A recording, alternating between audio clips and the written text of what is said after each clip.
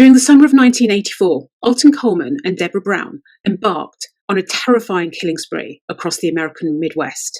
It included 8 murders, 7 rapes, 3 kidnappings, and 14 armed robberies. Their absolutely terrifying rampage across 6 states lasted 54 days and impacted numerous communities. The level of brutality, sexual violence that they used earned them the moniker the Black Bonnie and Clyde. So today's case is about a killer couple, Alton Coleman and Debra Brown.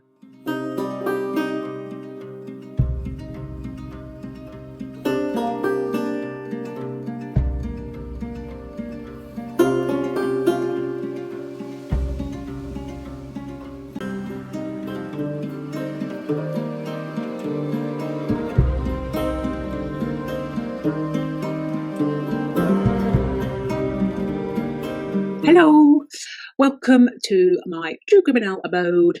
As ever, you are very, very welcome, and it is lovely to see you here. Although I tell you a secret, I can't see you, but I can imagine you. I am imagining you right now, and you are beautiful people, which is more than the couple that I'm going to be talking about today. They are not beautiful people. They are vile, despicable, disgusting human beings. I'm not going to beat about the bush. I'm not going to give an introduction. I'm just going to get on with the case. Before I do, as ever, I need to give you a trigger warning. And today's trigger warning is particularly important because this couple are vile. They commit some horrific violence on people, physical violence, sexual violence. They don't know any boundaries. And I know what it's like to be triggered by certain things. And I want you to stay safe. It's so important to me that you stay safe. And if you're going to be triggered by anything that I'm going to discuss today, violence, murder, rape, it does include children. Like I say, they knew no boundaries. There were adults terrorized, older people terrorized, and children terrorized. They didn't care. So I'm giving you 3 trigger warnings. Trigger warning, trigger warning, trigger warning. If you can't face it today, come back another time. Face it another day. Don't come back at all. Whatever. But just look after yourself. Okay, so like I say, I'm not going to ramble on about stuff today. I'm just going to get on with the case because, to be honest, I want to move away from this case. I need to go on to something light and fluffy now because these people are horrific and I spent the last few days embroiled in their world and I want to get out. I want to jump off this boat now. So I'm going to tell you about Alton Coleman and Debra Brown and then move on.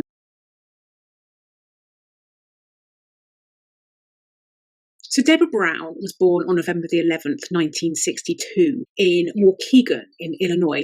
Waukegan is a town about half an hour's drive north of Chicago, and it's situated on the banks of the Lake Michigan. So Debra Brown was 21 when this case takes place. She was one of 11 siblings, so you can imagine getting attention was probably difficult for Brown. Not to say that her parents didn't love all of their children equally, just if you're in a large family, you're not going to get as much attention. It's just mathematics. Court documents, they do reveal that her father had mental issues and drank excessively, and there was talk of him being abusive towards his family members, including his children. Now, Brown, she did take drugs regularly, and in 1980 she actually had a drug overdose. She ended up being hospitalised. However, despite some of the family issues, her upbringing was actually relatively stable, and I'm saying that in comparison to Alton Coleman, who we're going to get to in a moment. His upbringing was far from stable,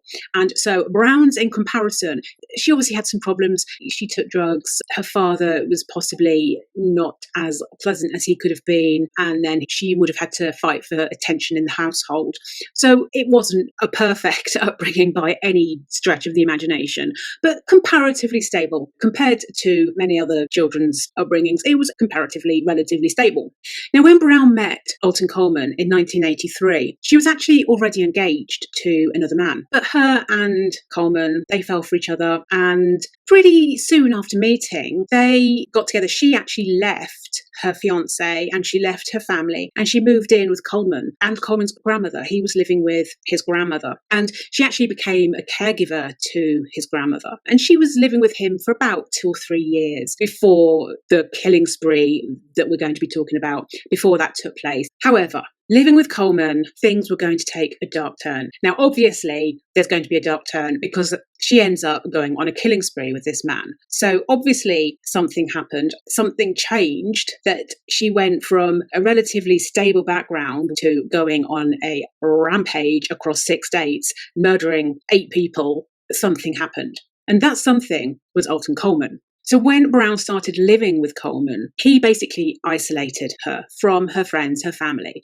And that's one of the first things that manipulators do. They make them reliant upon them. And Brown was totally reliant on Coleman. She would basically do whatever he told her to do. And when they were caught, the authorities described their relationship as a master-slave relationship. That's how insidious this relationship was, master-slave. You can get a good idea of the kind of relationship that this couple had. The question is, why was he able to manipulate her the way that he did? Well, her mother did say that when she did see her, her face was all beaten up. So he clearly beat her. So that's going to subdue you to some degree if you're going to get thrashing. But she could have left him, but she didn't.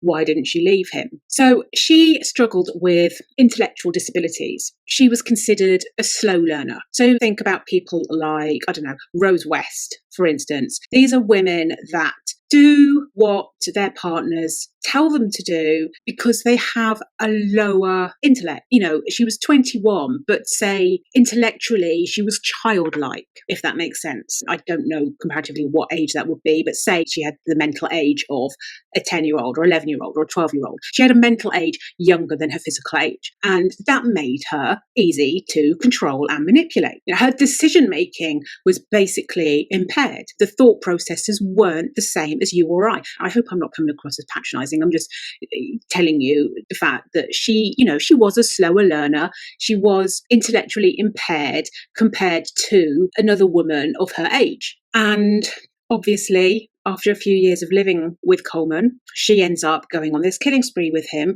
and becoming an accomplice in his crimes.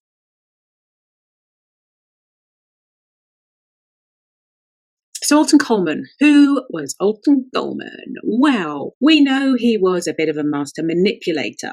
But why? Why was he so manipulative and so controlling and so in need of power? So he was born on November the 6th, 1955. So he was 28 at the time of the killing spree. And he was the third of 5 siblings. Now, right from the second he was conceived, his life was full of neglect, abuse, instability. When his mother, Mary Bates, was pregnant with him, she took drugs, she drank too much, all the things that you don't do when you're pregnant. Well, she did them. So he was off to a bad start before he was even born. When he was born, she threw him into a trash can. His mother didn't want him. It was actually his grandmother that retrieved him from this trash can. All children, all they want is to be loved by their parents, and already he wasn't.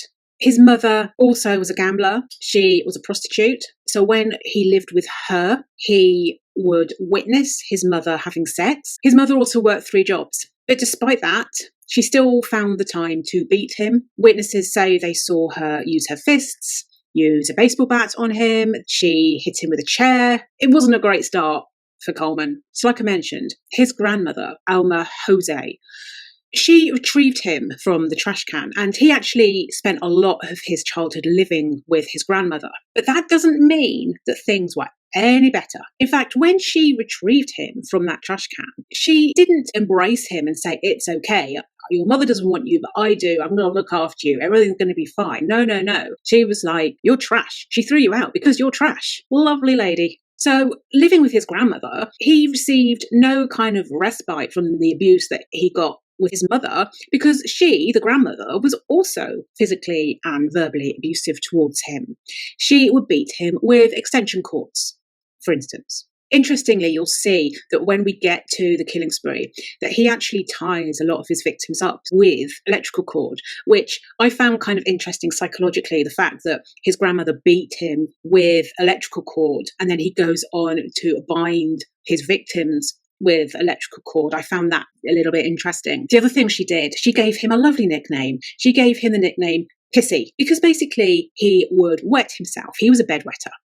Now, when a child is a bedwetter, very often, not always, but very often, there's a level of anxiety there. There is something going on, perhaps, that needs investigating. Of course, he wet himself. He soiled himself. He was anxious. He had anxiety. He was being whipped and beaten and thrown in trash cans and physically abused, verbally abused, whatever. No wonder he wet himself. And the comfort that his grandmother gave him was to call him Pissy. Oh, wonderful. The other thing about his grandmother is she was a practicer of voodoo. Now, I'm not going to get into voodoo because each to their own, whatever. What I am going to get into, though, is the fact that she would make him participate in the murder and dismemberment of animals for her rituals. Now, as a vegan, that instantly offends me anyway, but it's going to screw you up if you're being forced to do these things. It's just going to fuck you up totally. Now, a lot of psychopaths, obviously, one of the sort of giveaways of them being a psychopath is animal abuse at a young age. Now, obviously, this didn't come to him naturally. So he wasn't a psychopath. I'm not saying that at all because he wasn't. But it's instilling that kind of idea into him. It's instilling that level of kind of disassociation that you see in a psychopath and lack of empathy for others and for pain and for suffering and all those things.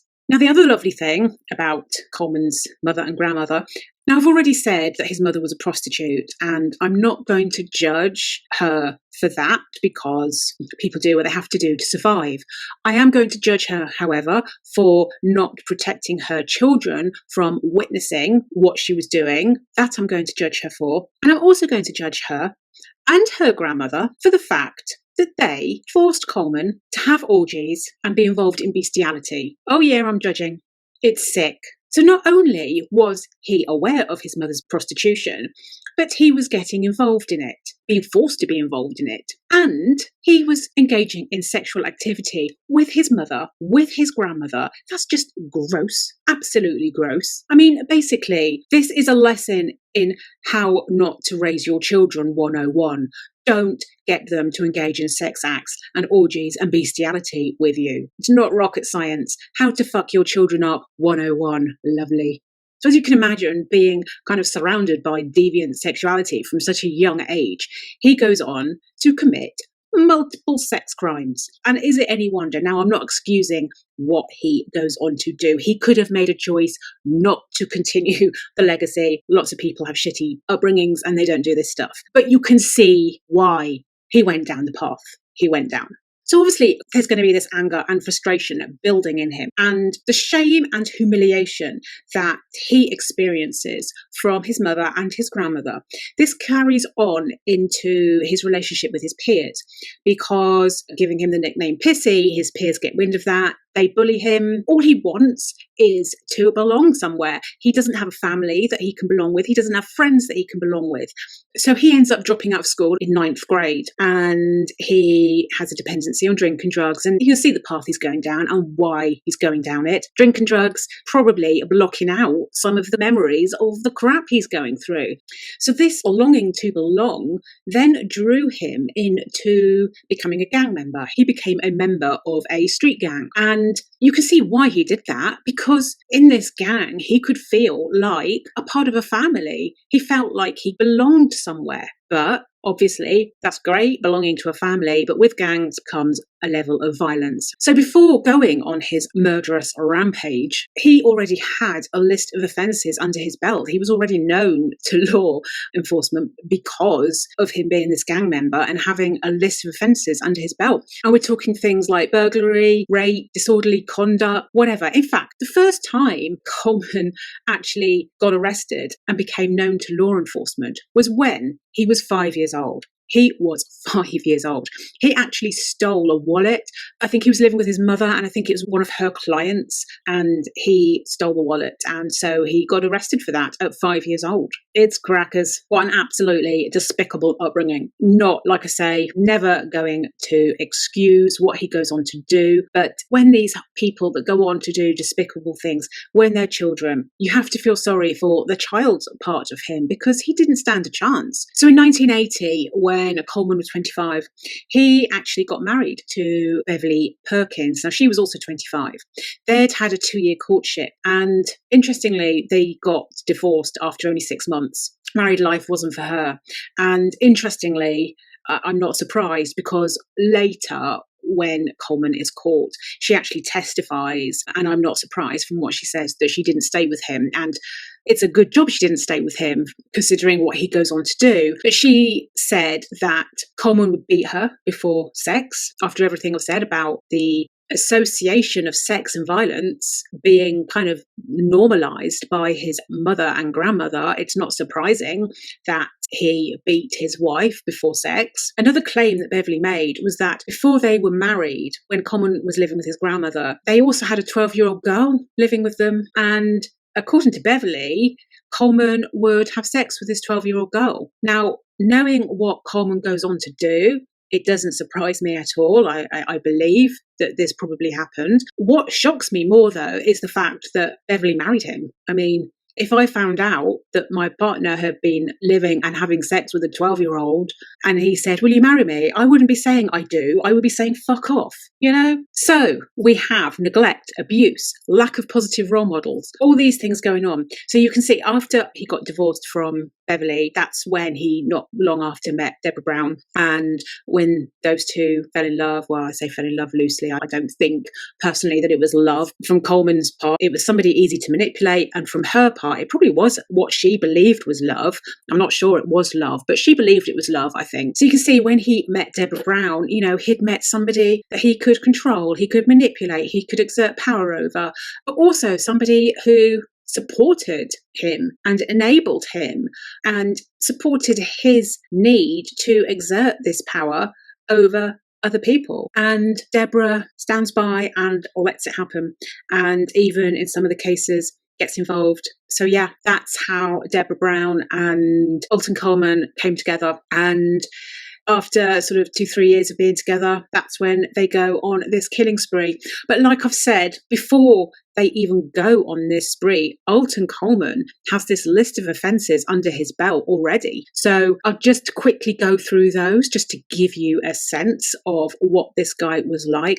And the biggest reason I want to tell you about these offences that he does before the killing spree is because this man, he should not have been walking the streets in the first place to have even gone on this killing spree. He got away time and time again with what he does. And if he had been properly punished and properly made to face the consequences of his actions and possibly even rehabilitated to some degree, the killing spree might not have happened. You'll see, if I show you what he did, you'll see that he shouldn't have even been on the streets in the first place.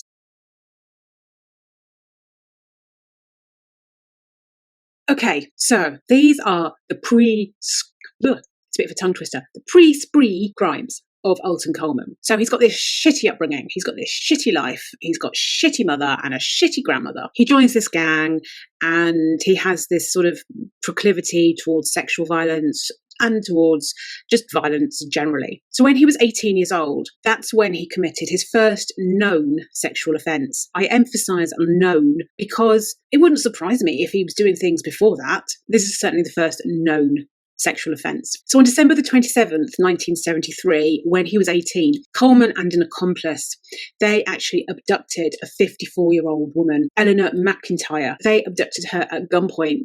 They raped her, they stole her money and her car. And basically, through plea negotiations, the rape aspect of the charges, they were dropped. All he ended up being convicted for was the armed robbery element. So we can see here that there is an issue with sexual violence in that it's really difficult to prove. And it's no wonder that we live in a society where women don't feel like they can come forward, because what's the point? When they do, nothing happens. They have to go through all the stress, they have to relive all the trauma, and nothing happens. So all he was convicted for was the armed robbery and not the rape. And he spent 2 years in a penitentiary, and he was paroled 2 years later in 1976. Now, just 3 months after he left the penitentiary, he tricked 17-year-old Sherry Patterson into driving to an isolated area, and there he dragged her into an abandoned building and raped her. He'd been out of the penitentiary for 3 months, so obviously zero rehabilitation. I mean, if he was rehabilitated, I'd be very surprised, and it clearly didn't work, so I'm going to say zero rehabilitation. But he managed to convince the jury it was consensual, and he was acquitted. He's not learning from his actions at all. And he is getting away with thinking sexual violence is fine because nothing's going to happen to him.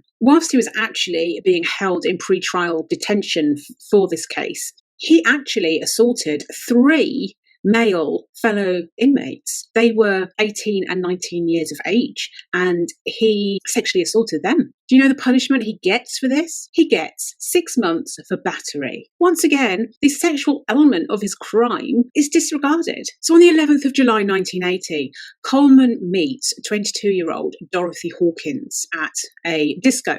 Now, Dorothy is actually a member of the US Navy. He once again basically tricks her. She tells him that she's looking for accommodation, off-base accommodation.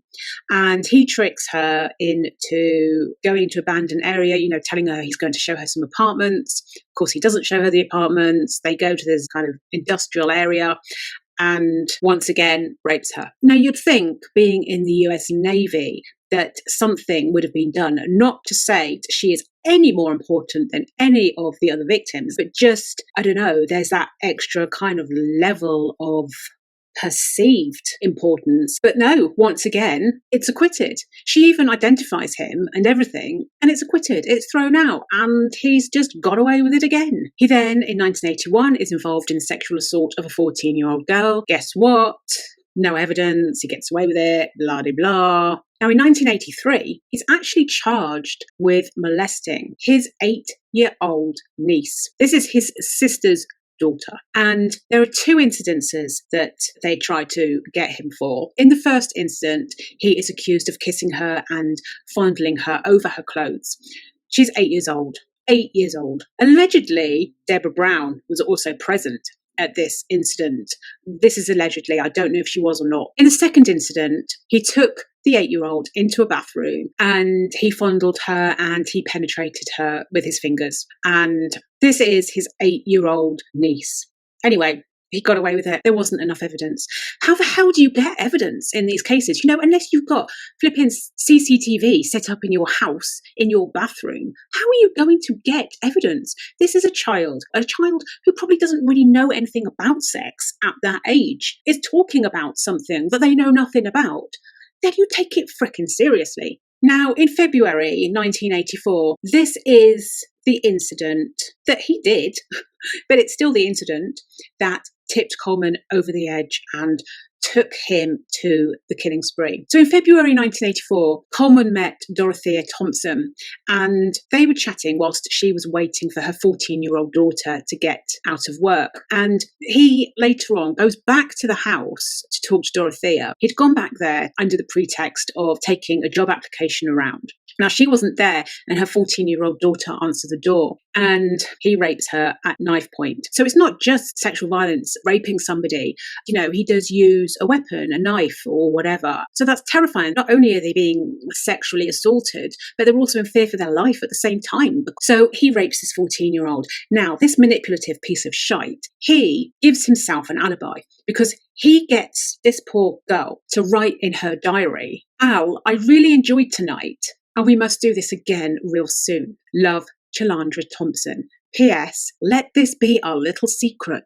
What a manipulative piece of crap. He's basically got her to write in her diary that she enjoyed it, she wanted it to be a secret, and that she consented to it. For anybody that later on tries to throw the insanity card or anything like that at this case, yes, mental health conditions are important, they are, but they don't excuse anything and they don't stop somebody being accountable, at least the majority of the time. I'm talking generally. There are exceptions to the rule. There are cases where people genuinely aren't accountable for their actions. They genuinely don't know what they're doing. And it sucks for the poor victims and the poor families of the victims that is the case. But that is the case. But those cases are rare. That's generally not the case.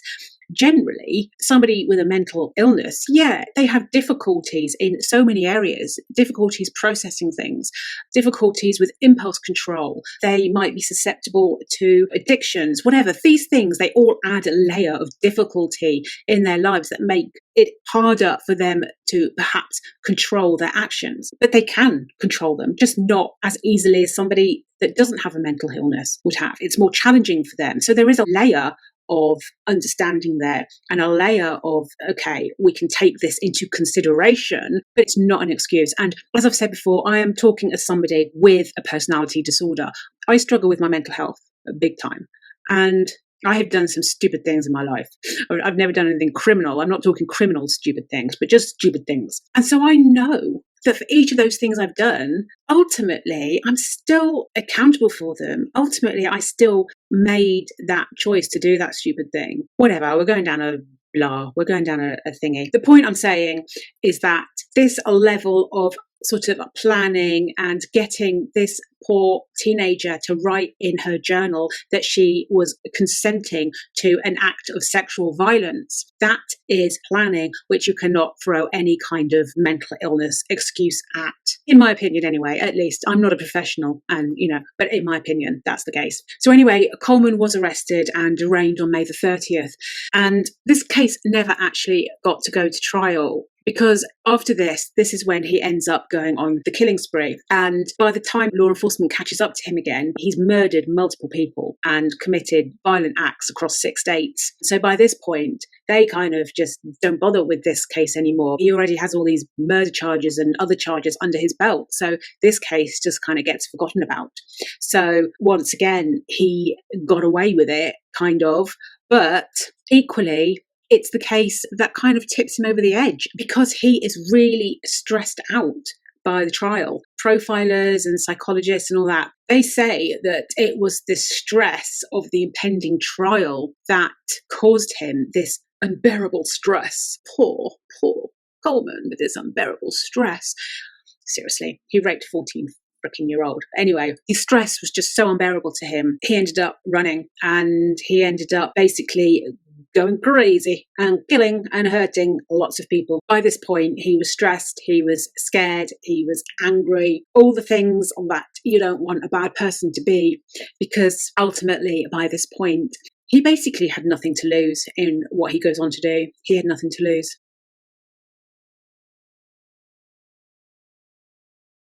So he embarks on this spree. So it's across 6 states, and this first crime on his spree, it covers 2 of the states. So his home in Waukegan, Illinois, and also Wisconsin.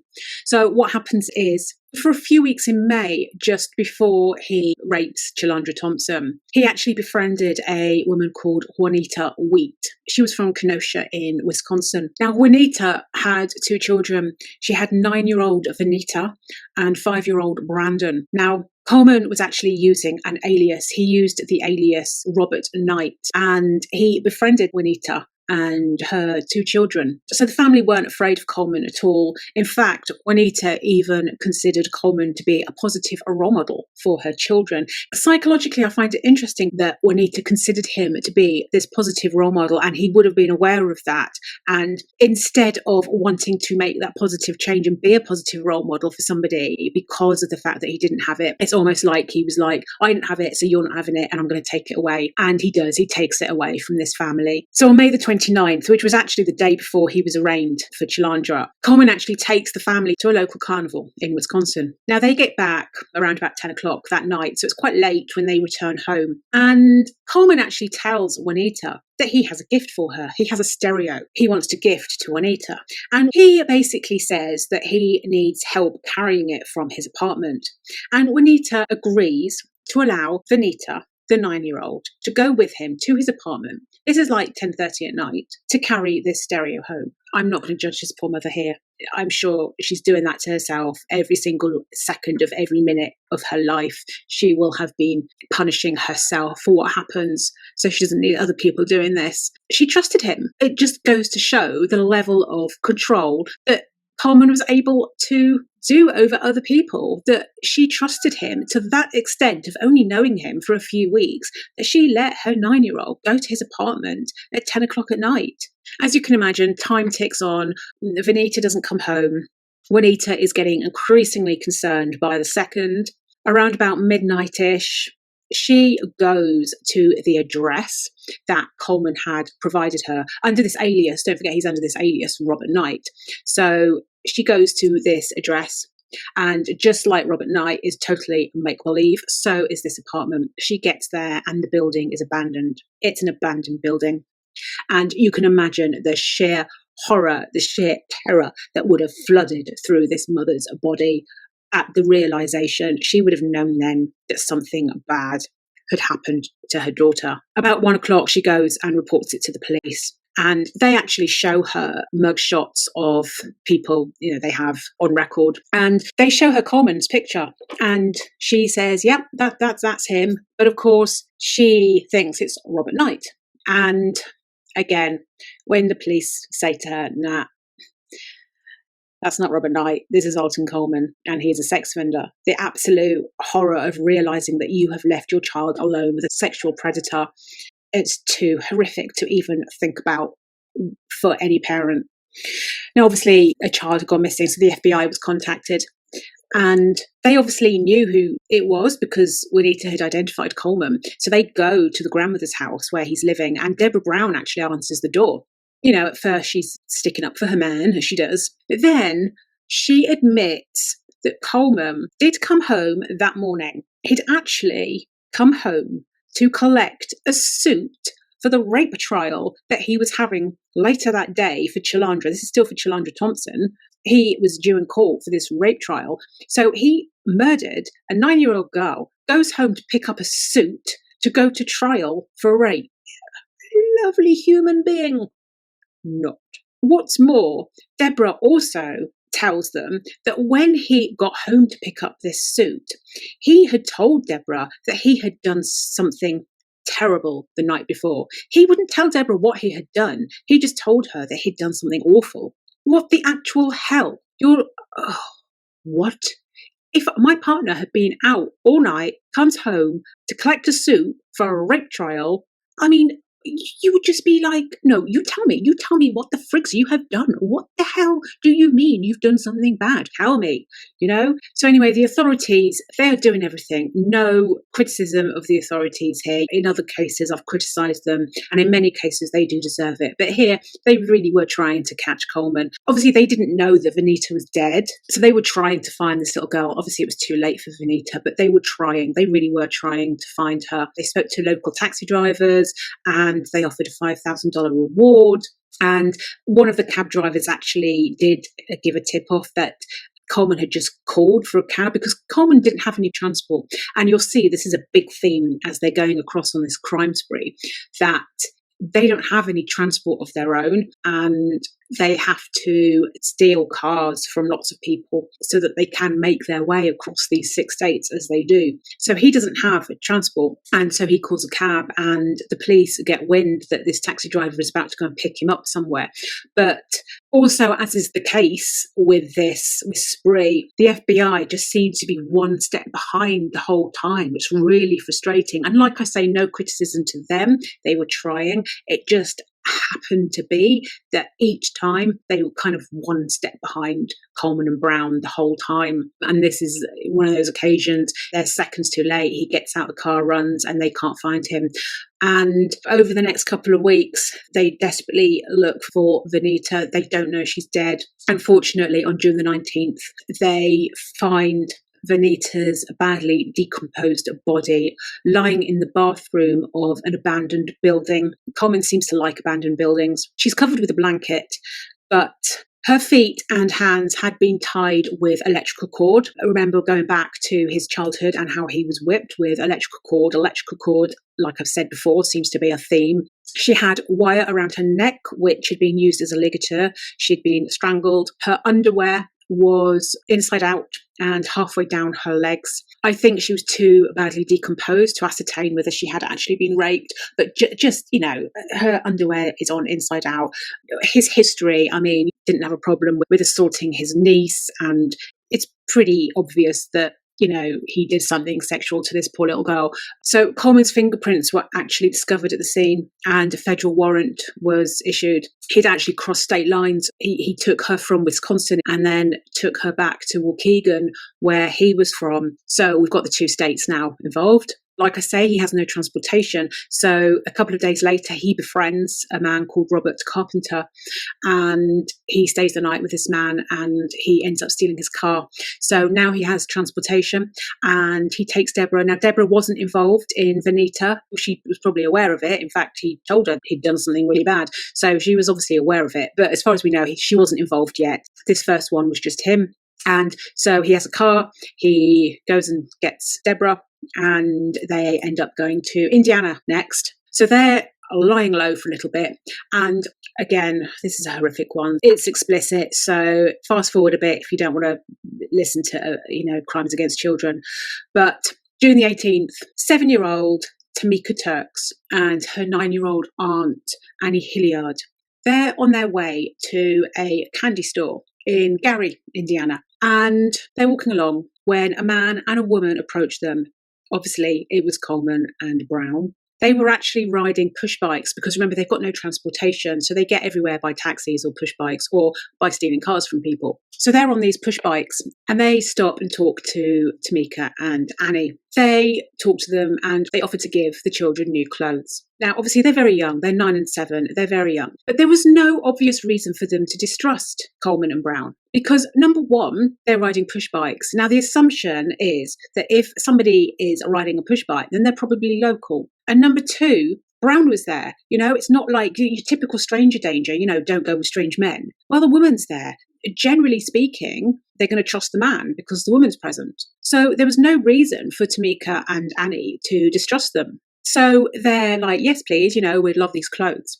And they follow Coleman and Brown into a wooded area. So Coleman proceeds to cut off Tamika's top. He cuts her top into rags and uses these strips of cloth to basically bind and gag Tamika and Annie. Tamika started crying. She's scared to death. Of course, she starts crying. Debra Brown holds Tamika down, covers her nose and her mouth whilst she is holding her down. And Coleman stamps on her. He stamps on her chest, on her head, on her face. He stomped on her so much that he fractured her ribs, which pierced her vital organs. When they believed that Tamika was dead, they went back to Annie. You can imagine the absolute terror going through Annie. She's watched her friend being stomped to death. Coleman tells her that if she looks, he will do the same to her. You can imagine. I don't. Nobody wants to imagine what the hell was going through this poor kid's mind. So Annie was then forced to perform oral sex on both Brown and Coleman, both of them. And then, after that, Coleman rapes her. Obviously, they've left Tamika believing she was dead, but Tamika starts moaning. So they realise they obviously haven't killed her. So they go back to Tamika and strangle her with a belt. Oh, God, if only she had kept quiet. If only she'd kept quiet. They then go back to Annie and try to do the same thing to her. But miraculously, Annie actually survived. She actually survived. She was found by a passerby the next day. Now, she had been raped and cut so violently, so deeply, that her intestines were protruding into her vagina. Mind boggles. How you can do this to anybody, let alone a 9-year-old little girl. It's just boggling. Obviously, Annie goes on to suffer long-term disabilities, long-term injuries. She has PTSD. I mean, of course she's got PTSD. She has severe headaches. She has screaming fits. She's terrified of adults. I mean, she was lucky she didn't die.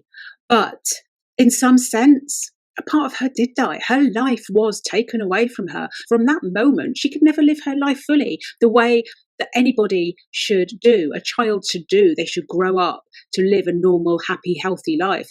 That life was taken away from her because forever she's going to have this fear and this PTSD and this anxiety and this trauma. And then the physical injury, she had to have operations and whatever they had to do to make her better. I mean, this is what a brave little girl she was. She actually went on to testify against Coleman. She identified him and testified in trial. What a brave little girl she was.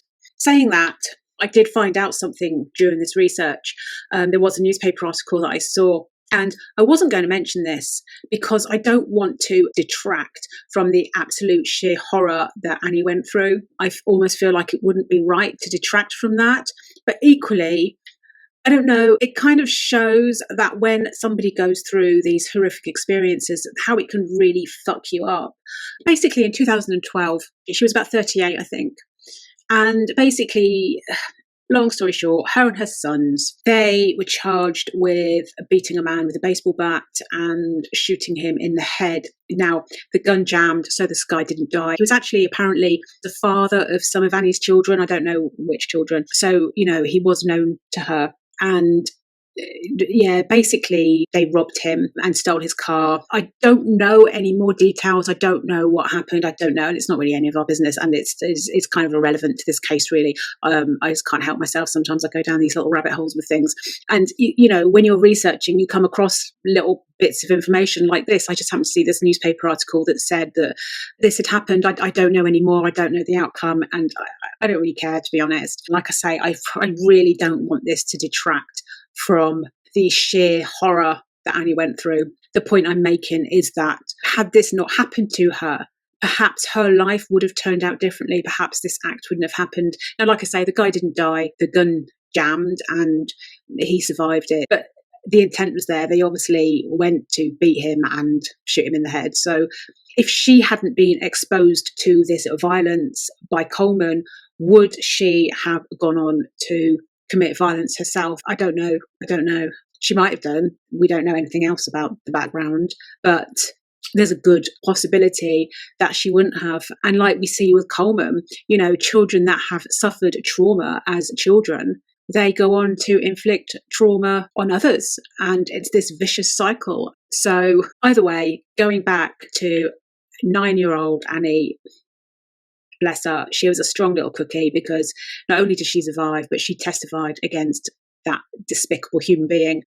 So obviously, with Annie still alive, she's able to describe Coleman. And so the FBI are onto them and knows not only that Coleman was responsible for Venita, but now that he is responsible for, the murder of Tamika and the almost murder of Annie. So they're onto him, and they also realise that he's got Brown with him as an accomplice as well. Like I said, the profilers, they believed he was acting out of stress over this rape trial that he never actually got to face any punishment for. But basically, they were fearful that this stress that he was under, bless him, that this violence would escalate, and they were right. I mean, not that you can get much worse than what he'd done so far, but yeah, it escalates because he doesn't stop. It keeps going. So on June the 19th, and this happens to be the day that they discover Tamika's broken little body having been stomped on, they discover her body in the woods. So it's the next day, and Coleman and Brown, they befriend a woman called Donna Williams. Donna is 25 and she is from Gary, Indiana. She's a devout Christian. Basically, she has a conversation with Brown and Coleman, and she enjoys having this conversation because she's talking about her faith, her love of God, her love of her faith, and she hopes that Brown and Coleman will join her church. But during this point, how Coleman has already used a disguise. They like disguises. They disguise themselves all throughout this spree. And when they meet Donna, they actually call themselves Pam and Phil from Boston. And it just makes me chuckle. Just because they just really don't look like a Pam and a Phil. When you hear Pam and Phil, you imagine a sort of, Pamela? Please come here, Philip. Yes, Pamela. What would you like, Pamela? They don't look like a Pam and a Phil. They ain't no Pamela and Philip, is all I'm saying. So anyway, Donna she was actually reported missing in the evening because she was last seen leaving the church, actually on her way to pick up her new friends, Pam and Phil. And so she was seen leaving to pick up her new friends. A few days later, on June the 26th, her car was found in Detroit. Inside the glove compartment was one of Brown's fake IDs. It had the name Lisa Fisher, but it had her photograph on. So, the police knew it was her. And the car also had Coleman's fingerprints. So, they're very sloppy at leaving evidence behind, basically. They don't make any attempts at cleaning up after themselves, you'll notice. In all these crime scenes, they leave evidence. And then sadly, on July the 11th, Donna's badly decomposed body was found in an abandoned building. She'd been strangled with a stocking, and like some of the other cases, she was so badly decomposed that they couldn't establish whether she had been raped. But again, I'm not saying she had been raped, but my belief is that she was. We know his history, but that's not official. So next we're moving into Michigan, and on June the 24th, Coleman and Brown, they actually kidnapped a 28-year-old Detroit woman. She was in front of her own home, and they basically wanted her car, so they kidnapped her in this car and made her drive. They wanted her to drive to Ohio. Now, this woman, she realizes that things ain't gonna end well for her. A lot of people would comply, but ultimately, the chances are, the odds are pretty high that they're probably going to kill you. It's unlikely that they're going to let you go. So what's the point in complying? And this woman didn't comply. What she does is she, obviously realizing she needs to do something and that things aren't going to end well for her, she actually crashes the car into a parked truck and takes that chance to leg it. So she was freaking lucky and freaking smart as well. Very, very smart. We do these cases to learn something, and that's something that we should learn. Don't comply and don't get to the end. If you can have a chance to do something like that, yeah, you're risking your life crashing into a truck or whatever, but you're risking your life also not. And so the odds of surviving crashing into a truck are greater than surviving being left alone with a couple of murderers. So she escapes, and Coleman and Brown still manage to flee. They still drive this car that's like totally damaged. They still drive it off and manage to flee. So they still get away. So on June the 28th, Coleman and Brown go to the home of 62-year-old Palmer Jones and his 59-year-old wife, Marge Jones. This is in Dearborn Heights, which is still in Michigan. This couple were robbed of about $90 cash, and their car was stolen, and they were badly beaten. Marge actually required 20 stitches. She had a broken arm. Palmer suffered 25 inches of lacerations, and he suffered long-term dizziness. Now, the thing is, all they really wanted was the car. They could have gone into that home and, yeah, it would have been terrifying for Palmer and Marge, absolutely terrifying, but all they needed to do was take the car. And instead, they beat this couple excessively.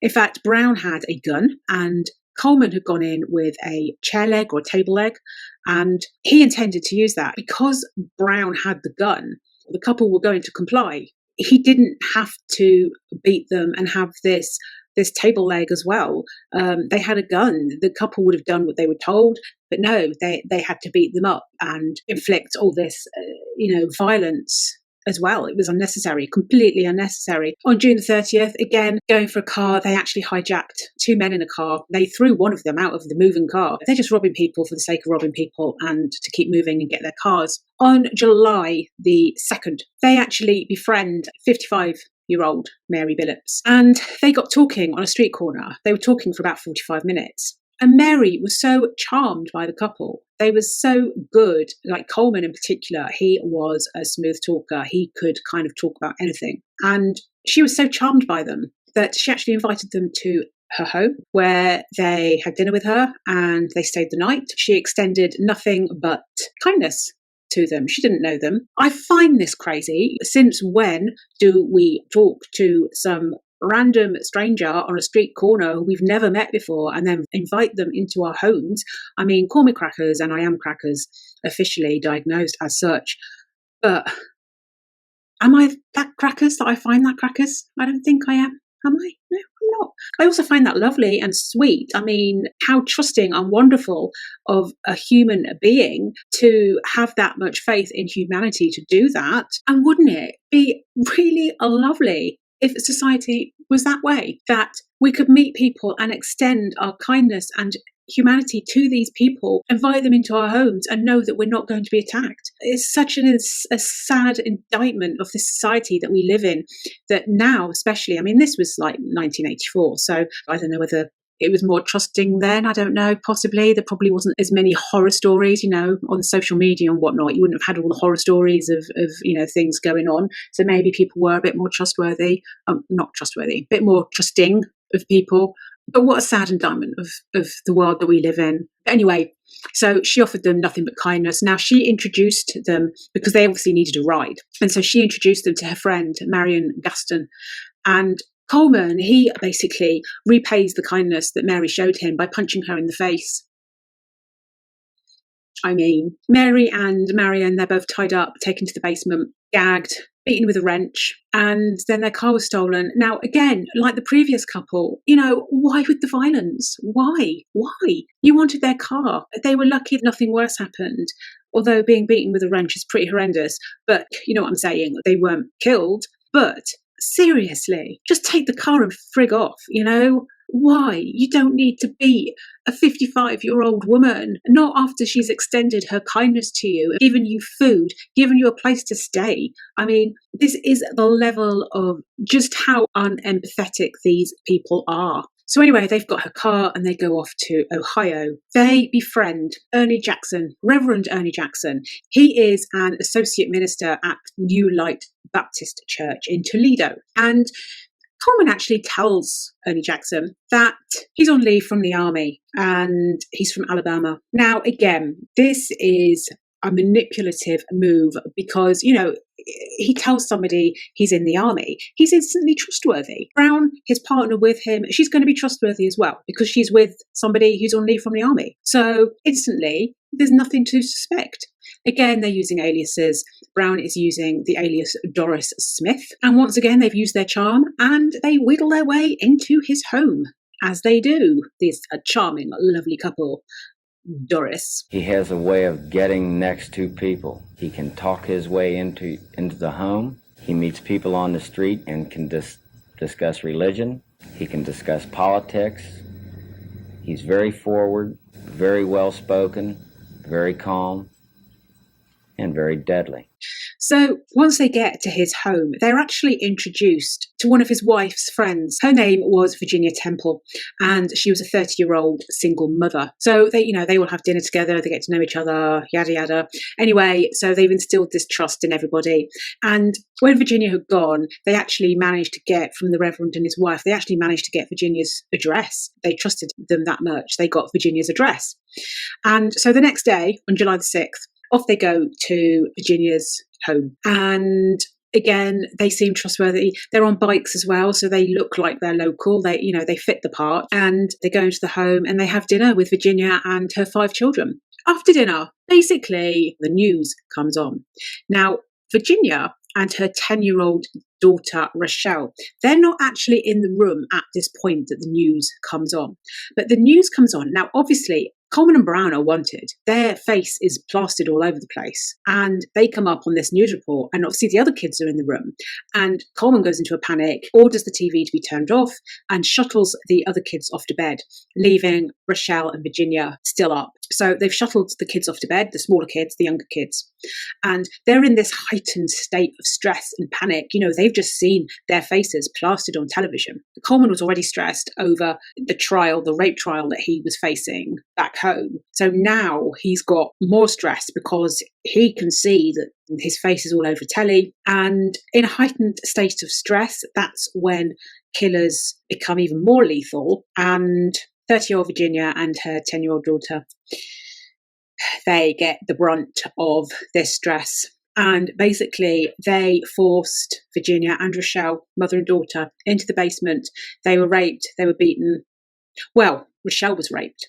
Rochelle was definitely raped. And they know that she was raped because there was blood all down her legs from her vagina to her feet. There was blood flowing out of her. It's believed that Virginia was raped. It's not conclusive on that one. Either way, I mean, watching your child going through this, I don't know, I've talked about it before with, with Carrie Stainer when he took Carol and, her knowing that her daughter was in the next room. Just the absolute horrific nightmare being a parent and not being able to do anything. It's that feeling of helplessness and watching your child who you love more than anything in the world, but not even being able to give your life for your child, and knowing that something horrific is happening to them and they can do frig all about it, is just one of the worst positions you can put any person through, any parent through, is to do that to them.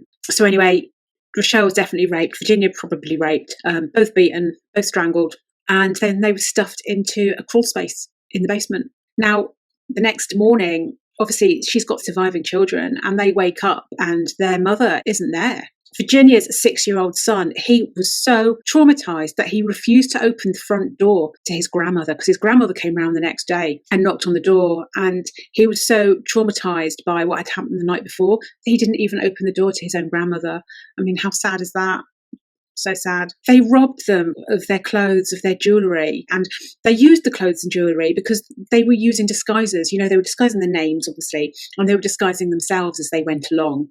But weirdly, some of this jewellery actually turned up at another crime scene. And this is another thing that happens through this spree, is that things that they take from people's houses end up at other crime scenes. But anyway, they take clothes and jewellery. And the other thing is, because Coleman has seen the news report, he obviously is aware of the description of himself on this news report. So he trims his hair in Virginia's bathroom and actually leaves clippings of his hair there, which the police are also able to tie him to the crime for. So either they're really stupid, which a lot of criminals are, let's be honest, or I think it's more likely, especially with Coleman, that he's just so cocky and got away with things for so long. I mean, the pre-spree crimes, most of those he got away with. He never faced any consequences for any of his actions. So he was just so used to getting away with stuff that I think that was it. I'm not saying that they weren't stupid. They were stupid, although in Brown's case, it was obviously an actual intellectual disability. But in Coleman's case, I think the main factor for the fact that they were so sloppy is just Coleman's arrogance and years of having got away with not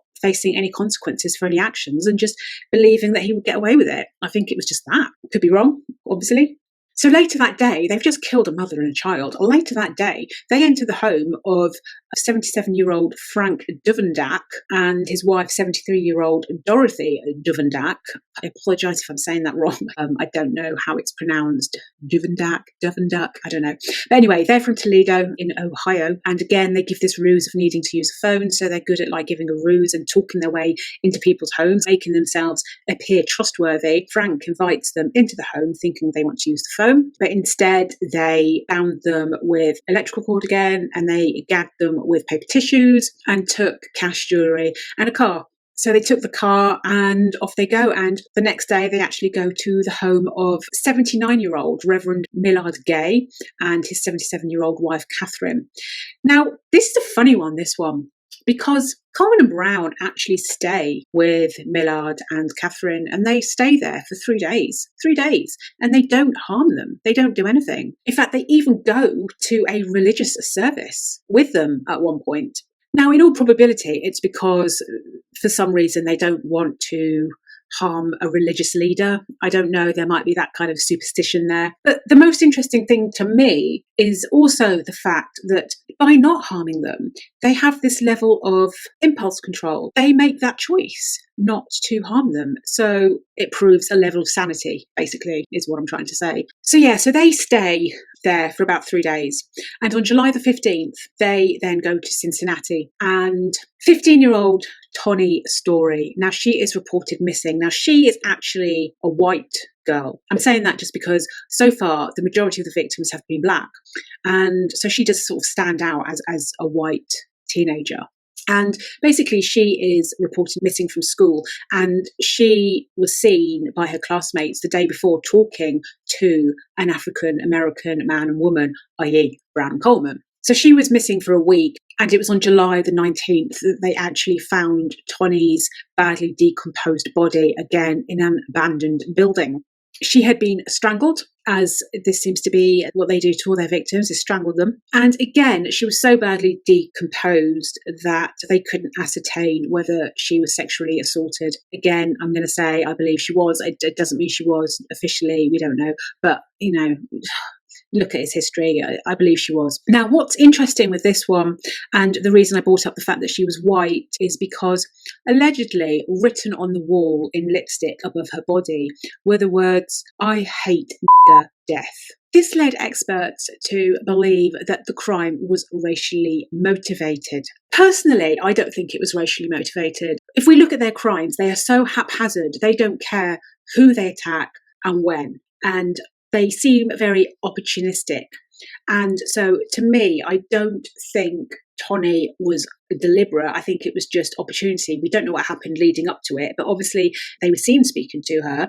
And like all their other victims, they managed to charm her and talk their way into her trusting them and somehow managed to get her somewhere where they could attack her. But they're so haphazard and so sort of disorganized in what they do that I don't see it as racially motivated. I just see it as opportunistic.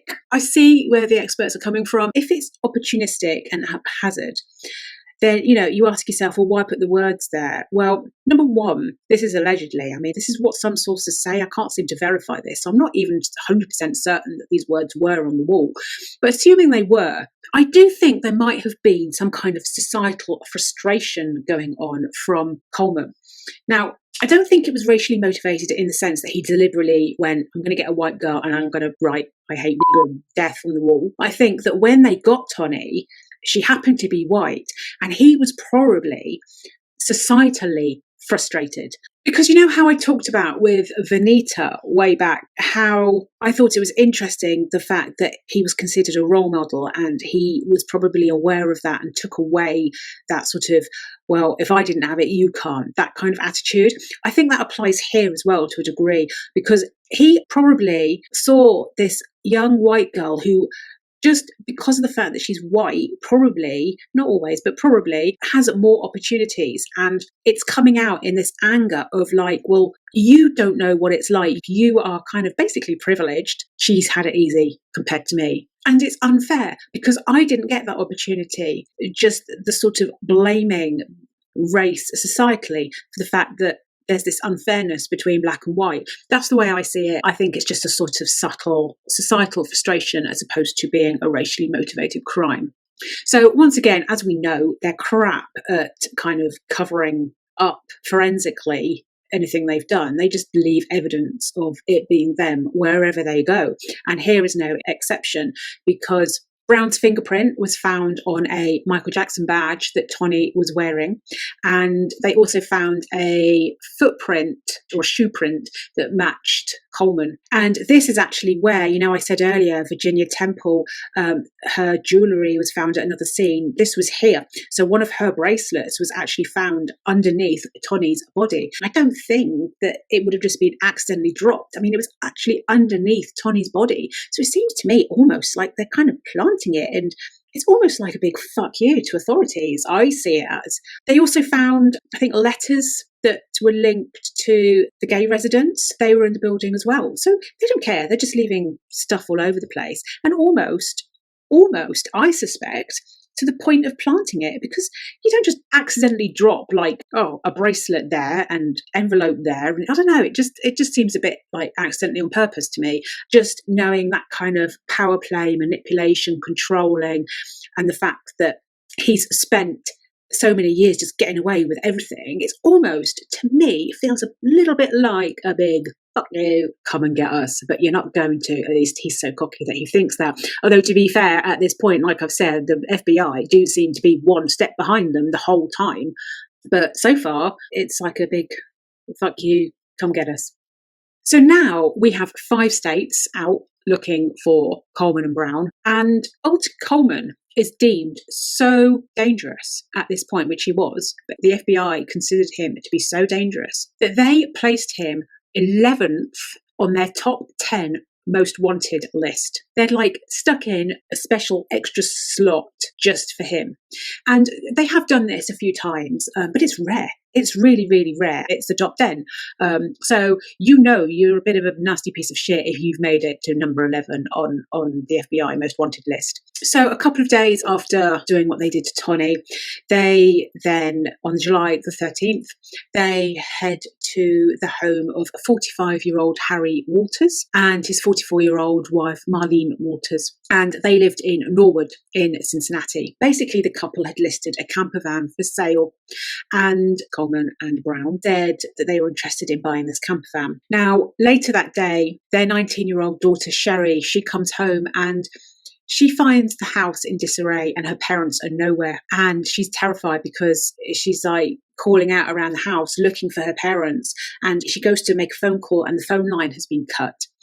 And she's terrified for her parents' safety. She goes down to the basement, and there in the basement, she finds her mother and her father.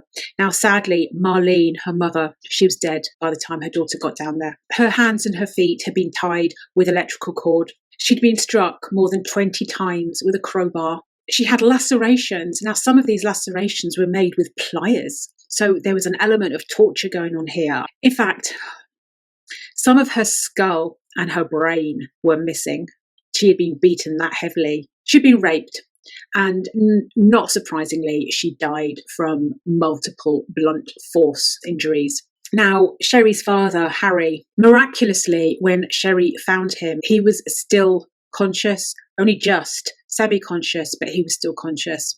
Now, his hands were handcuffed and his feet were tied. He had a rope around his neck, so they'd obviously tried to strangle him. And he'd been hit with a candlestick. It was Coleman that hit him with his candlestick, and he'd been hit so violently that a piece of his skull had lodged in his brain. Harry was in a coma for the next couple of weeks, but he survived. Miraculously, he survived. And he would go on to identify Coleman and Brown. What they really wanted was the car. They were easy to control because they let them in willingly, thinking they wanted to buy a camper van. They could have tied them up, took the car and gone. This was excessive, beyond excessive, and they did not need to do that. Now, again, interestingly, Harry and Marlene were actually a white couple. I mean, for those people that do think Tony might have been a racially motivated attack, I guess this attack could kind of fit into there as well, potentially. They did seem excessively brutal with this one, and whether potentially that was because they were white. I mean, I don't know. I don't want to go down that road because I don't actually think race particularly does have anything to do with this, but you can kind of see why some people might think that. Now, on July the 16th, see, this spree is never frickin' ending, is it? I mean, it's crackerjacks. 54 days of absolute terror between May and July. We're nearly at the end. They're nearly, hurrah, going to be caught. Nearly, because how much more bloody damage can these people do? July the 16th. Now, bizarrely in this one, they actually have a third accomplice, a man called Thomas Harris. Now, I have no idea where Thomas Harris came from. I've tried to look at where Thomas Harris came from, and I can't really see anything in any sources. He's kind of just this random dude that appeared out of nowhere. I'm going to assume that he's a friend of Coleman's, maybe sort of from his gang days. I doubt that they just dragged somebody off the street and said, hey, do you want to help us kidnap somebody? I doubt that happened. I'm going to assume that they knew him, but where he suddenly came from, I'm not too sure. But anyway, they're in Kentucky now, and it's July the 16th. And so Brown, Coleman, and Thomas Harris, they abducted a 33-year-old teacher. His name was Olin Carmichael Jr., and he was from Lexington in Kentucky. And they abducted him from a motel parking lot, and they basically stuffed him into the trunk of his car. So again, they just really wanted the car. Basically, what Coleman and et al., what they do, they actually contact this man's wife and they ask for a ransom. And she agrees. Obviously, she wants a husband. So she takes the money and goes to the pickup point. This was some gas station somewhere.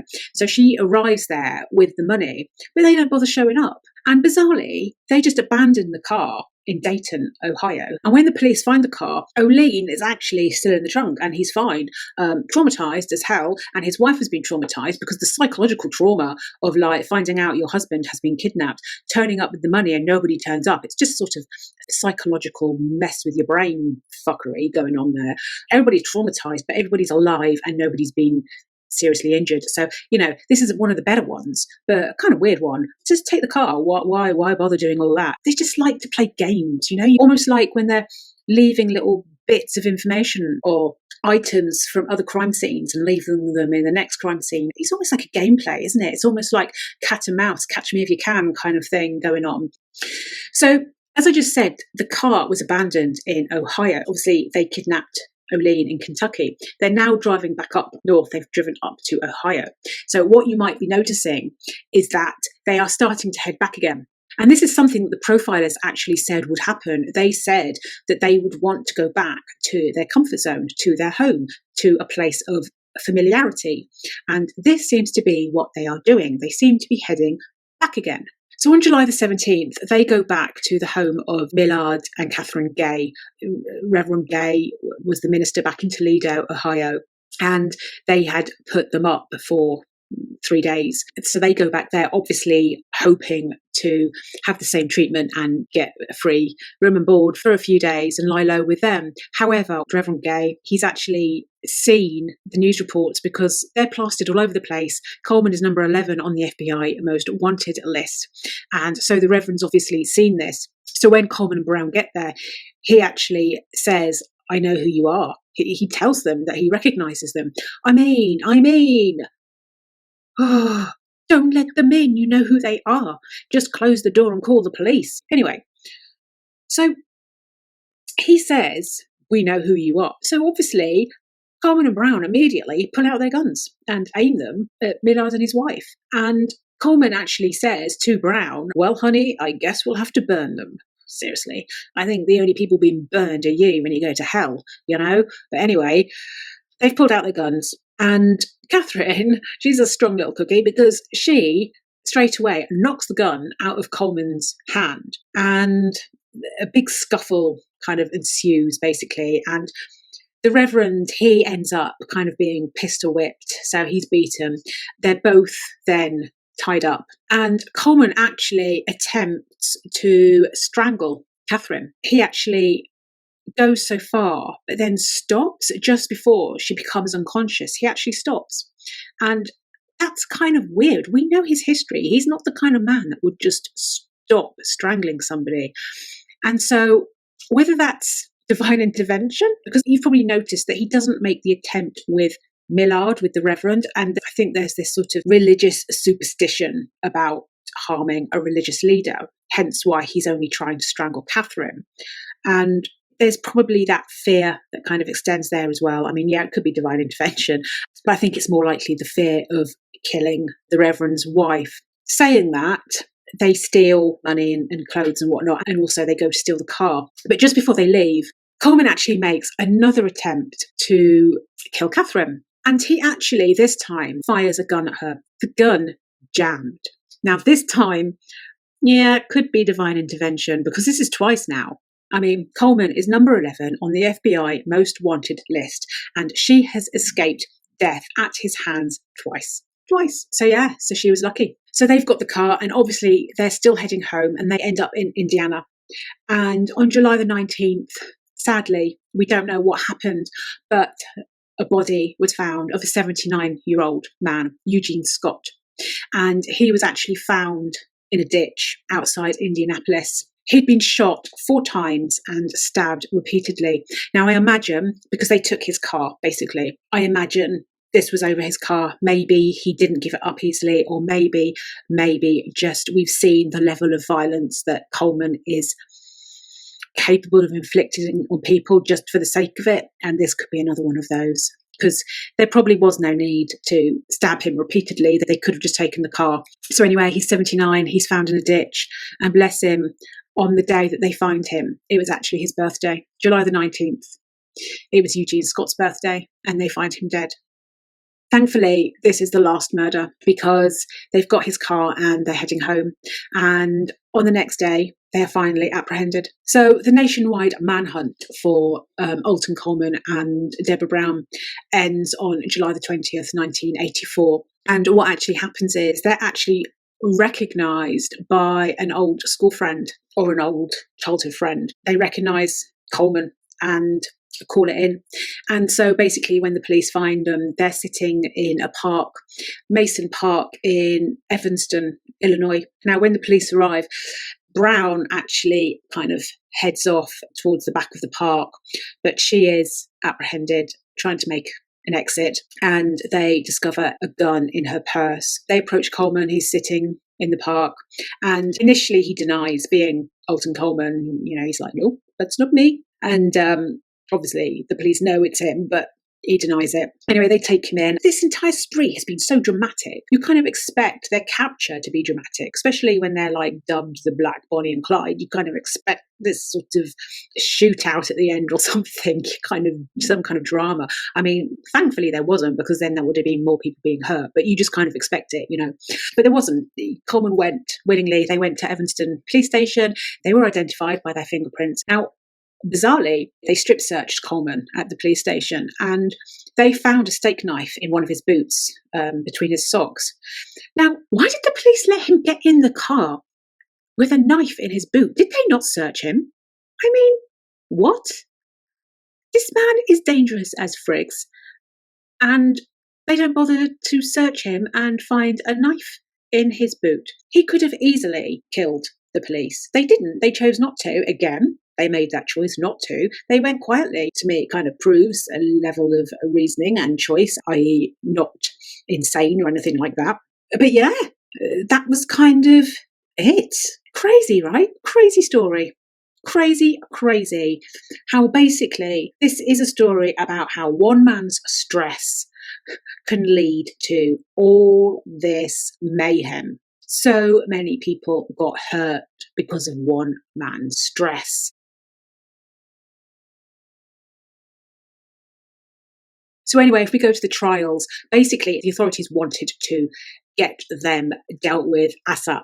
In other words, they wanted them to die. They wanted the death penalty. And the best chance, the best hopes that they had of getting the death penalty was to get Ohio to have first dibs on getting them sentenced, because there were 6 states involved. So Michigan was ruled out because Michigan didn't have the death penalty back then. No idea if it does now, but it didn't back then anyway. So they were ruled out. And so out of all the other states, I think they kind of went with Ohio first. And yeah, it was a good decision. So ultimately, Coleman faced trials in Ohio, Indiana, and Illinois. So altogether, he was convicted and sentenced to death 4 times. 1 for the murder of Marlene Walters in Ohio, 1 for the murder of Tony Story, also in Ohio, 1 for the murder of Tamika Turks in Indiana, and 1 for the kidnap and murder of Vanita Wheat in Wisconsin. He was also sentenced to 20 years for the interstate kidnapping of Oline Carmichael. There were lots of other sort of sentences as well. I think, there was like an extra 100 years for kidnapping and child molestation, things like that. So altogether, he got a lot. What's really interesting and shows, again, this kind of need to be in control, Coleman actually acted as his own lawyer. And what's actually slightly funny, he actually called on Brown as a rebuttal witness. He basically cross-examined her at the trial, and he basically accused her of being responsible for Marlene Walters' death. Kind of funny and crackers at the same time, So he tried to make it look like she had murdered Marlene and he had nothing to do with it. Obviously, it didn't work at all because, well, he got the death sentence 4 times. So I think it just shows the total I can get away with anything attitude that he seemed to have the whole time. And this all stems from the pre-crime spree of him literally getting away with his crimes time and time again. And this carries forward to him actually believing it and believing that he was genuinely capable of getting away with his crimes. So he's just like, yeah, I don't need a lawyer, thinks he can do it himself, and he couldn't, and he didn't, and he's just a complete tosspot. And I say he's tosspot because he showed zero remorse for any of his crimes, and that pisses me off. I mean, the crimes themselves obviously pisses me off, but to show zero remorse, to not even try and be slightly sorry for what you have done, it just shows the kind of character he was. And I don't care, traumatic childhood or not, you are nothing. So obviously Coleman did try and appeal the death sentence. He tried multiple times. There was like loads of attempts to appeal, but time and time again he was rejected. Obviously he was rejected. Finally, after he'd made the sort of final appeal that he could, then the parole board set a date for his execution. Once an execution date is set, clemency proceedings then take place. So this is where they tried to say that he shouldn't be sentenced to death, and they used mental incompetence. He clearly did have mental issues going on. I mean, I'm not denying that there was no mental illness there. In fact, there was. He was diagnosed with various things. He was diagnosed with mixed personality disorder, displaying antisocial, narcissistic, obsessive features, psychosis, and borderline personality disorder. So he was diagnosed with things, and borderline personality disorder, that is what I have been diagnosed with. So I know a little bit about it, and I can tell you, if I ever killed anybody, I would know what I was doing. Now, granted, when you have a mental illness, it makes life tricky. Really, really friggin' tricky, believe me. So the way I see it is that you have the same choices as somebody who doesn't have a mental illness has. So somebody who doesn't have a mental illness, they will make a choice, but they will make that choice quicker and of more sound mind. When you have a mental illness, it impairs your thinking, and it's harder for you, especially when you've got other things kicking in like impulse control. That's a big problem, especially with BPD. Impulse control, it's a nightmare. We're very impulsive. But like I say, I still have a choice to be impulsive or not. I might be slower making a choice, and I might find it more difficult, and other things might be holding me back and kicking in and coming into play in my decision making. But ultimately, that final decision is still my decision. And that's the case here. It was still his decision to do all these things. Yes, we need to acknowledge the fact that there was mental illness going on. It would have made his decision making harder. It would have made his impulse control very difficult. Not impossible to control, though. You can still control it. It's just harder. Coleman Brown, it's a difficult one because he hurt so many people. There's a difference between using mental illness as an excuse or using it as an element of just understanding of where you've come from and has got you to the position that you're in now. So his mental illness and his traumatic upbringing, they're important elements to understand why he did what he did, but they don't justify what he did. So when they were trying to get him out of the death penalty, they were saying his mental illness was a factor, the trauma that he had growing up was a factor, the fact that his mother was taking drugs and alcohol when he was pregnant was a factor, his brain dysfunction was a factor. These are all factors. They are all factors. They're just not excuses. I'm very much on the fence with Coleman. I kind of think that those factors maybe should have just given him life in prison, but at the same time, I'm also thinking it's so obvious that he did it and he was guilty and he didn't show any remorse, and to the end, he didn't care about any of his victims. Screw all of his influencing factors, screw them and die, because you didn't show any leniency towards your victims, so why should anybody show any leniency to you? The court has searched for some evidence of mitigating factors that would, in some small, legitimate way, cause one to find a plausible explanation for the defendant's inexcusable conduct. The court has found none. Anyway, it was all rejected and the execution went ahead as planned. So actually, on the day of execution, so many of Alton Coleman's victims, so many of them wanted to watch him die that they actually had to create a separate viewing area outside. They couldn't all fit into the room, to watch the execution.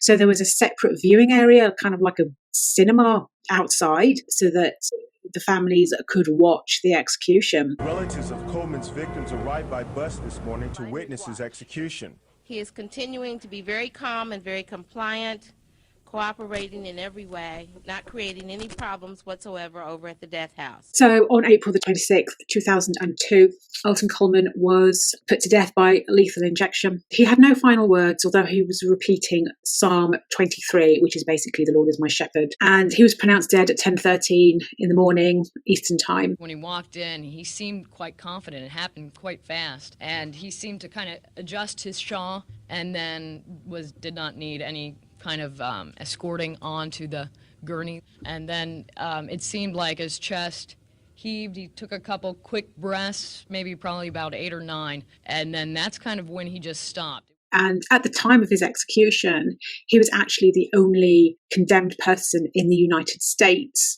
to have death sentences in 3 states. So yeah, good riddance. We started with Debra Brown and we're going to end with Debra Brown. She's a tricky one because how much was she complicit? How much was she manipulated?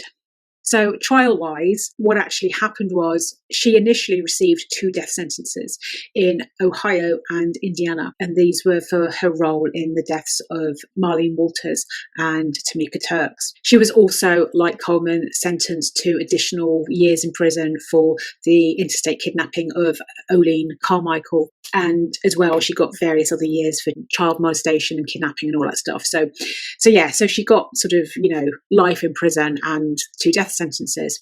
Now, an interesting piece of information with Brown to try and work out how much we should feel sorry for her is that during the sentencing part of the trial, she actually handed the judge a note. And this note said, "I killed the bitch and I don't give a damn. I had fun out of it."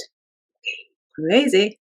I mean, imagine handing that note to a judge when you're about to be sentenced. Anyway, she was initially given these 2 death sentences. But in January 1991, her Ohio death sentence was actually commuted to life in prison. And that was because of the fact that they kind of took into consideration the whole subservience to Coleman and her mental retardation, as they called it. She had been diagnosed as borderline intellectually disabled with dependent personality disorder. In other words, she was a little bit slower and she had this sort of dependent personality, hence her being controlled and this master-slave relationship thing going on with Coleman. So because of that, they reduced the death sentence in Ohio down to life in prison. In 2018, Indiana, where her other death sentence was, they actually did the same thing and reduced it down to, I think it was 140 years of prison. So she ain't getting out. But obviously the families were pissed off because they thought that she was going to die. They wanted to watch her die in the same way they wanted to watch Coleman die, they wanted to watch Brown die. And I get that sentiment, for their loved ones, they wanted to see her die. So they were furious. Now, the mother of Tamika Turks, so the Indiana one that was commuted down to 140 years, she said Debra Brown was right there with Coleman, that she should die because she was right there. She was. The other thing to consider is, a minute ago I said that she handed the judge that note that said, "I watched the bitch die, I didn't care, blah, blah." No remorse. So in the same way as Coleman, it's understandable to think that she deserved to die, that she wasn't being controlled, because surely if she was being controlled, she wouldn't have handed that note. She'd be like, "Oh my God, I'm so sorry. I didn't want any of this to happen." But she was like, "No, I loved it. I loved killing her. Loved it. Loved watching her suffer." That's not really the mind of somebody who is being controlled and doesn't want any part of what they're doing. So it's understandable that the family would be pissed off. However, saying that, I actually suspect that this note was actually a part of her dependent personality disorder, because a lot of people see it the way I've just said it, that she was not sorry and she deserved to die. I see it as what she was doing was she was trying to save the man that she was dependent on. She was trying to save Coleman from the death sentence. When he was cross-examining her for his trial, she was going along with it. She was like, "Yeah, I did it." Even though she didn't do it, she was doing what he told her to do. And I think this note was, again, another way of her being, "It was me. I did it. I killed her." and trying to save the man that she was dependent on. That's the way I see it. I could be wrong, and let me know what you think. Now, interestingly, what kind of, I think, backs that up a little bit is that in 2005, she did actually send an apology by video to some of the victims' families. So she did show remorse in 2005. Whether that was genuine, I kind of think Coleman was dead by that point. She wasn't dependent on him anymore, and I think the apology was genuine, and that's probably how she felt initially the first time. But she was trying to save her man. That's the way I see it. But I don't know. Depends. Yeah, it depends how you look at it. Either way, she remains incarcerated. She's at the Dayton Correctional Facility or institution in Ohio, and she's got no chance of parole. So Coleman is gone. Good riddance, and she has no chance of parole. And I get the families being mad and wanting to see her die, but I also think she's off the streets.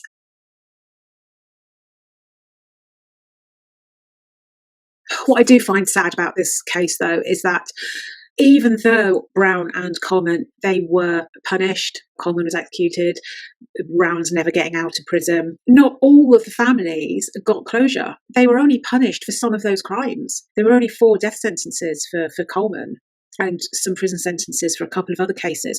But some of those poor victims never got any kind of acknowledgement of what happened to them. For instance, Donna Williams. Now, Donna Williams, as I said, in Michigan does not have the death penalty, and they kind of put that case to the back because they wanted to get the death sentence, so they went to Ohio first. Why they couldn't continue, I don't know. Somebody else out there might know the reason and let me know. But why, once they got the death sentence for the other crimes, why they couldn't continue getting some closure for the other crimes, I'm not too sure why they stopped. If you know the answer, please let me know. You know, Eugene Scott, he never got any justice. And then Virginia Temple and her 10-year-old daughter, Rochelle, they never got any closure either. Well, families of those victims, they never got any closure. I don't know. It's sad. It's really, really sad. And I don't understand why they couldn't include them in a list of punishments. I'm not sure what that's about. I know if it was my child, my parent, my whatever, and I saw their perpetrators being sentenced for all these other people, but not my loved ones, I'd be pissed off and I'd want them included equally, even though I know they are being punished for it. Human nature needs closure. We need ending. And even though they were punished, it's still not fully retribution for the families of these victims. So I get that, and I think it's sad that they feel that way, that they're still carrying it. It's like when a loved one disappears and you know that they're dead, but you've got to grieve, but you don't have the body to grieve. You can't grieve until you have that body, until you can say goodbye. It's that way of saying goodbye. And if they're not sentenced for those crimes, then the poor families, they can't get that final goodbye. And yeah, it's really sad. Ultimately, though, the biggest frustration with this case is that Alton Coleman should not have been walking the streets. He should have been punished for all those other crimes he committed before he even went on the spree. Time and time again, he got away with what he did. And if he was punished, if he understood what consequences of his actions were, even if he got some kind of rehabilitation for the crimes whilst he was being punished, this might not have happened. That, I think, is the biggest problem with this case.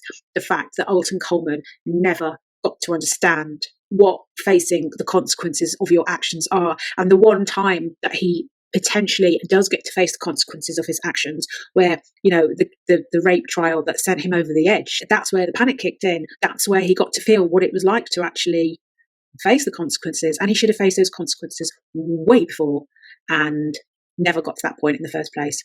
So yeah, let me know what you think. You might just want to go and do some meditation now, because it's a cracker's case, right? It's a little bit draining and harrowing and sad, very, very sad. Please look after yourselves, look after your loved ones, and not that you like the case, but if you liked my coverage of the case, any kind of like or subscribe would be appreciated. You look after yourselves, love you all, and see you again for another true crime case at my true criminal abode, I hope. Please come back. Bye.